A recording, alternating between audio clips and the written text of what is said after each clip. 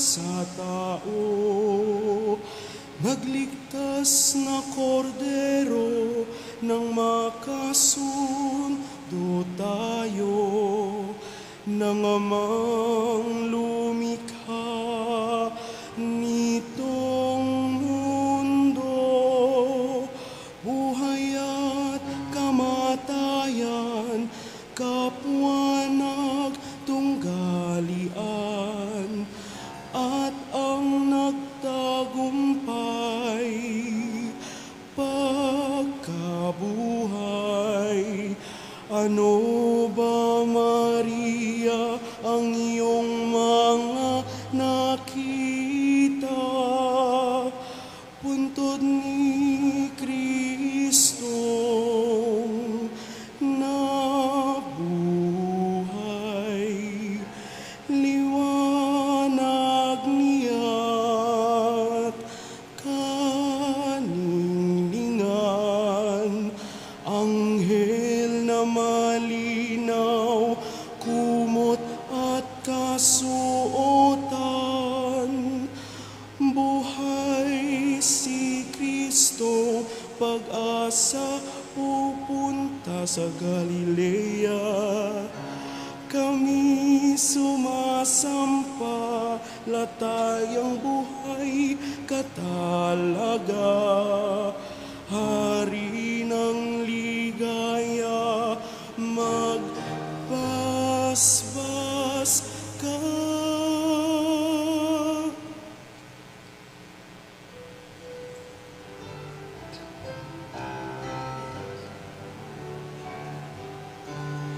Alleluia, alleluia, alleluia, alleluia, alleluia, alleluia, alleluia.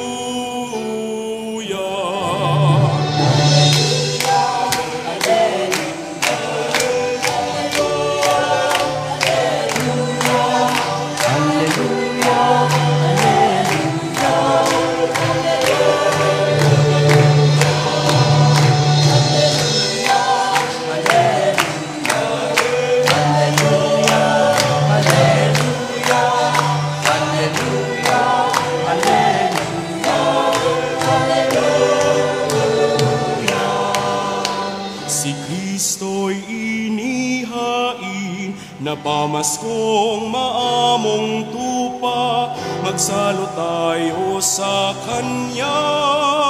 Alleluia. Alleluia, alleluia, alleluia, alleluia, alleluia, alleluia.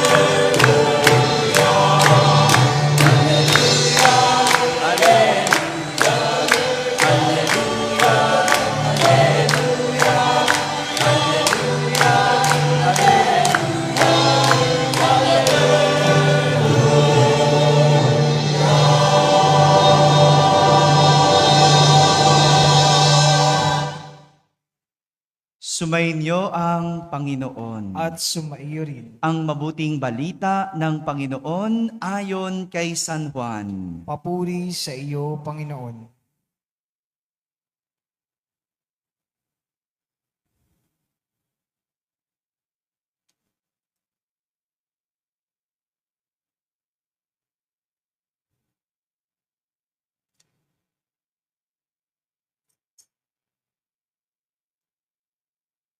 Madilim-dilim pa ng araw ng linggo, naparoon na si Maria Magdalena sa libingan. Naratnan niyang naalis na ang batong panakip sa pinto ng libingan. Dahil dito, patakbo siyang pumunta kay Simon Pedro at sa alagad na mahal ni Jesus at sinabi sa kanila, "Kinuha sa libingan ang Panginoon at hindi namin alam kung saan dinala." Kaya't si Pedro at ang nasabing alagad ay nagpunta sa libingan. Kapwa sila tumakbo, ngunit si Pedro ay naunahan ng kasamang alagad. Yumuko ito at sumilip sa loob. Nakita niyang nakalagay ang mga kayong lino, ngunit hindi siya pumasok. Kasunod niyang dumating si Simon Pedro at tuloy-tuloy itong pumasok sa libingan. Nakita niya ang mga kayong lino at ang panyong ibinalot sa ulo. Hindi ito kasama ng mga kayong lino, kundi hiwalay na nakatiklop sa isang tabi. Pumasok din ang alagad na naunang dumating. Nakita niya ito at siya ay naniwala. Hindi pa nila nauunawaan ang nasasaad sa kasulatan na kailangan muling mabuhay si Jesus. Mga kapatid, ang mabuting balita ng Panginoon. Pinupuri ka namin, Panginoong Hesukristo. Magsiupo po lahat at pakinig sa homilia. Isang pinagpalang Pasko ng muling pagkabuhay po sa inyong lahat. Happy Easter! Happy Easter sa lahat ng nasa barangay na nakakapakinig ng ating banal na misa, sa lahat ng mga nasa tahanan na nagsisimba via online, at sa lahat ng nasa abroad, isang pinagpalang Pasko ng pagkabuhay muli ng ating Panginoong Hesukristo. Katatapos lang po natin ipinagdiwang ang pinakadakilang kwento ng pag-ibig o the greatest love story of all. Ang kwento ng pag-ibig ng Diyos sa tao. Pag-ibig ng Diyos sa atin. Pero gaya ng ibang fairy tale o kwento ng pag-ibig, hindi ito magiging maganda kung hindi ito matatapos ng masaya. Hindi po ba? Di ba sanay tayo, dapat ang ending, dapat happy. Ayaw natin ng hindi happy ang ending. Tama po ba? Parang hindi kumpleto, hindi maganda kung ang katapusan ay hindi masaya. Kamakailan lang, inakala ng lahat na ang katapusan ng kwento ng pag-ibig ng Diyos ay kamatayan. Ang di alam ng karamihan, nagsisimula pa lang ang lahat. Nagsisimula pa lang ang lahat. Kung ang mga alagad nagtago, kung si Maria umiiyak, pero sa Diyos, nagsisimula pa lang ang lahat. Ito po ang narinig nating kwento sa ating ebanghelyo sa araw na ito.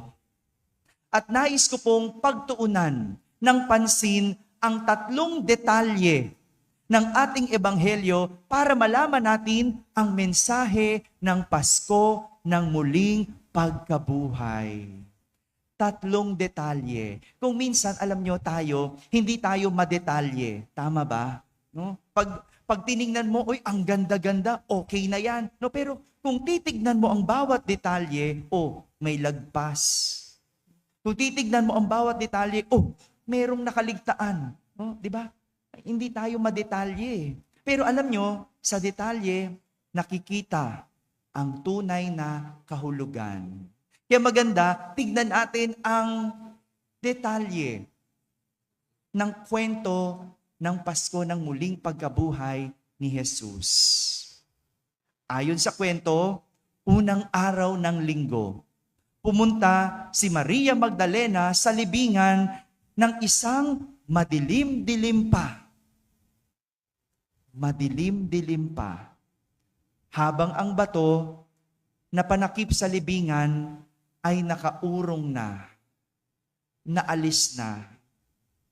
Natural, ang unang reaksyon ni Magdalena ay matakot at mangamba. Bakit? Dahil yung inaasahan niya na makita niyang bangkay, wala. At yung bato na dapat nakatakip, nakabukas, nakaurong. hindi pa nakita ni Maria Magdalena, natakot na at nag-alala na siya. Agad siyang pumunta kina Pedro at sa alagad na pinakamamahal ni Jesus. Sino yon? Si Juan. Magaling din itong si Magdalena no? Alam niya kung sino ang pupuntahan. Alam niya kung sino ang lalapitan. Kay Pedro na pinakamalapit at kay Juan na pinakamamahal ni Jesus. Pero nag-alala din si Pedro dahil hindi niya nakita ang bangkay ni Jesus. Ang tanging nakita lang niya ay ang tela o ang kayong lino na nakabalot o pinangbalot kay Jesus. Ngunit wala na siyang nakitang bangkay. Pero iba si Juan. Iba ang pinakamamahal ni Jesus dahil bagamat wala siyang nakita, agad siyang naniwala. Yan ang pinagkaiba ng dalawa.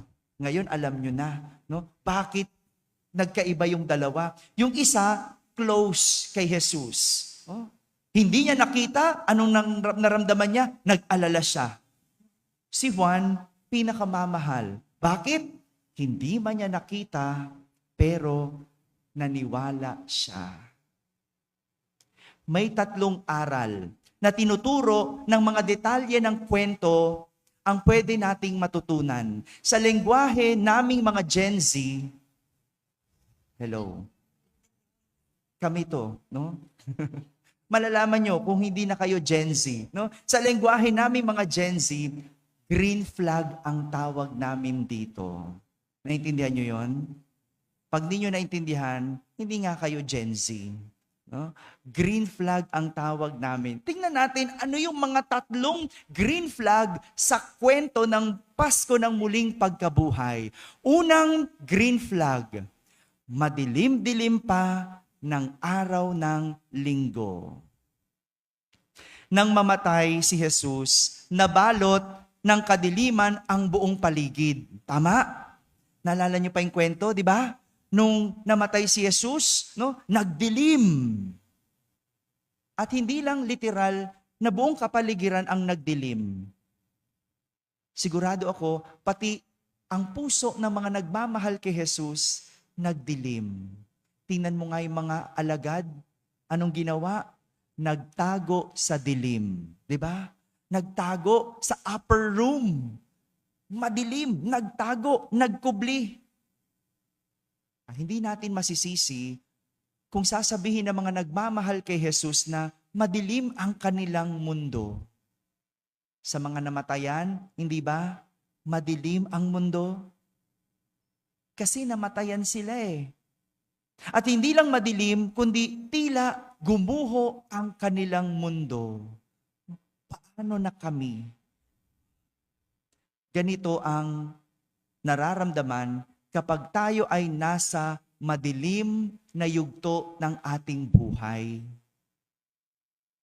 Pero ang mga nagpunta sa libingan ni Jesus, hindi nila napansin, mag-uumaga na yon.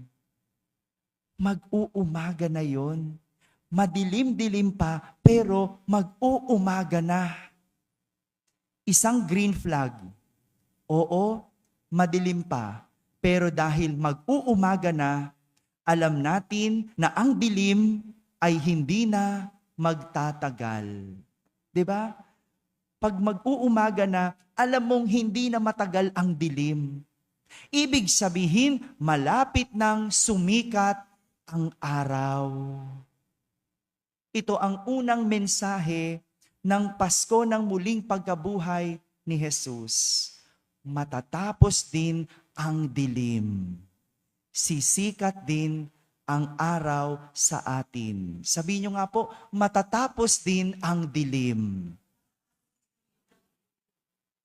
Pakitingnan nga yung katabi nyo. Gising ba? Gising.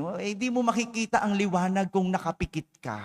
No? Alam nyo, minsan, meron daw batang nagtanong kay Pope Francis. No, sabi niya, Pope, bakit ang mga tao nakakatulog sa misa? Sabi nung bata yun, no? At sabi ng mahal na Santo Papa, sabi niya, dalawang dahilan. Una, kasi mahaba ang misa. Tama ba? Hindi kayo makasagot. Nakakatulog ang tao kasi una, mahaba ang misa. Pangalawa, kasi maiksi ang pagmamahal ng tao. Di ba? Kung nagmamahal ka, walang mahaba, walang malayo, walang matagal. Yun ngang Bulacan, kaya mong gawing malapit kung ikaw ay nanliligaw. Tama? O, tingnan mo. Nung wala ng pag-ibig, layo ng Bulacan. Ba't ko ba ginawa yun? No? Tama ba? Tama. No? Kapag kayo umiibig, walang matagal-tagal. No? Kaya mong intayin kahit magdamag. Tama? Ba't di kayo makasagot? No? O, di ba ganon? No? Pero nung wala ng pag-ibig, bala ka, umuwi ka dyan. No? Di ba? O, ganyan eh. No? Kapag ikaw ay nagmamahal, walang matagal. Kaya mong mag-intay. At ito yung sinasabi sa atin, kung ikaw ay nagdurusa, ikaw ay nahihirapan, ikaw ay nasa madilim na yugto ng iyong buhay, ang mensahe sa iyo, matatapos din ang dilim. Sisikat din ang araw sa atin. Sabihin mo nga sa katabi mo, sisikat din ang araw. Yan, no? Isang araw, sisikat din, no? Pangalawang green flag, nakatiklop sa tabi ang kayong lino. Nakatiklop. Para sa mga Hebreo, kapag ang isang tao ay tapos ng kumain, isang senyales na tinitignan na pwede nang alisin ang pinagkainan ay kung ang table napkin ay nakabulunbon o hindi nakatiklop sa tabi. Kumakain po ba kayo sa mga fine dining? Hello? O yung mga nakakakain sa fine dining, merong table napkin, di ba? Nakatiklop dyan sa may plato, no? Ang ganda pa, minsan bulaklak, no? Minsan swan, o kung ano-ano man, no? Di ba? Parang pamaypay, no? Aalisin mo yon, di ba? Tapos ilalagay mo saan? Sa lap, no? O kaya minsan ilalagay dito para wag marumihan ng damit, no? Pag ikaw ay tapos ng kumain, no, pwede nang alisin yung pinagkainan mo kasi nagkukwentuhan na lang kayo. No? Yung table napkin, ibabalunbon mo sa gilid. No? Hindi nakatiklop. No? Medyo nakaganon. So ibig sabihin, alam ng waiter, tatanggalin na ang plato. Kasi nakabalunbon. Pero kapag ang table napkin ay nakatiklop ng maayos, tiniklop mo, nilagay mo sa tabi, ibig sabihin, hindi pa tapos ang tao kumain. Hindi pa pwedeng alisin ang pinagkainan dahil ikaw ay babalik. No? Kaya kung ikaw ay na-CR, no? Kunyari, no? nasi-CR ka habang ikaw ay kumakain, tiklopin mo. Hindi pa tapos ang iyong pagkain, tiklopin mo ang iyong table napkin, lagay mo sa tabi. Para hindi aalisin ng waiter. Baka pag nagulat ka, pagbalik mo, wala na yung kinakain mo. No? Ganon. Mate yun na. Pag kumain kayo sa fine dining, ganon po No? Ganon. No? Isa pang green flag, ang nakatiklom kayong lino. Nakatiklop. Ibig sabihin, hindi pa tapos si Jesus. Babalik pa si Jesus.